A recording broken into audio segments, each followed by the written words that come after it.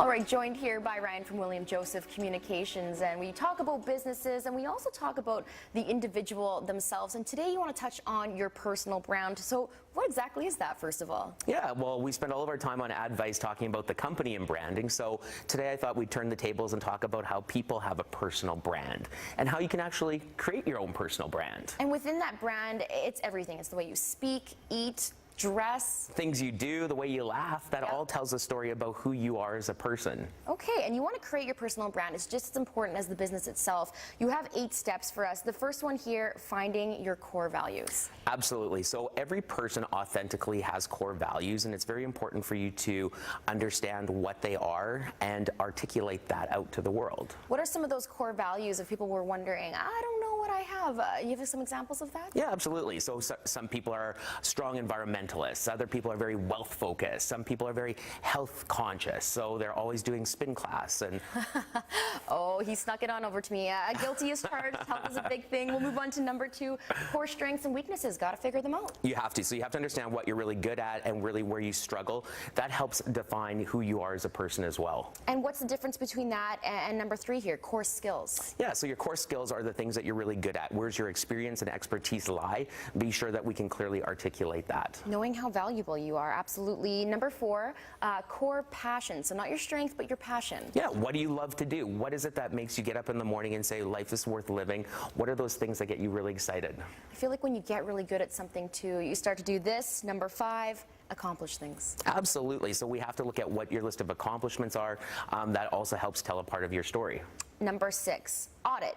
Yeah, okay, so now we've laid this all out. We have all this information about who we are as a people. So now we have to start putting it together and saying, okay, is there some themes that are running through this?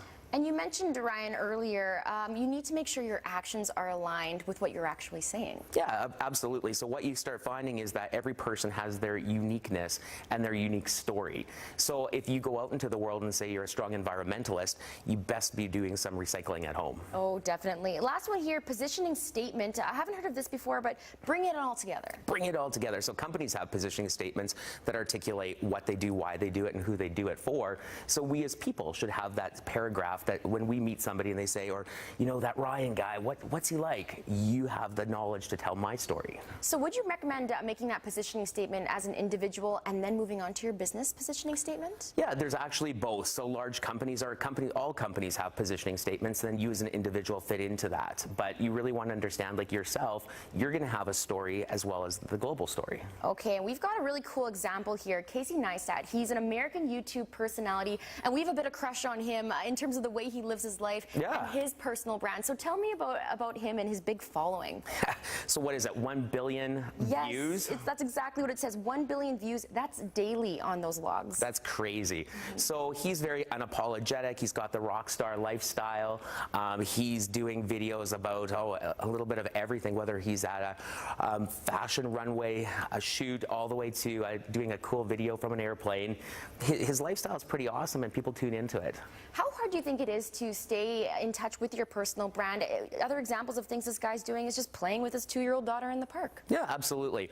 I think you have to understand, again, what your story is and what makes you unique, and then you build all those different touch points around it to help tell your story. Finding what makes you an individual. And in conclusion here, talking about boosting your career or business with your personal brand. Absolutely. So you really want to have a strong set of confidence in who you are as a person, and you want to bring your A game to the table. So you want to just make sure that all of your actions are in alignment with what you do.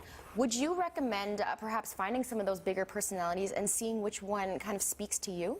Yeah, absolutely. Like, I think there's many ways to help craft your story. So I think in this case we have to speak it, write it, work it, and then play. So you have to basically craft your own personal brand and activate it. Okay, perfect. Such a great exercise in developing yourself as a business person and just as an individual as well. Ryan, thank you so much for joining us this morning. Thank you.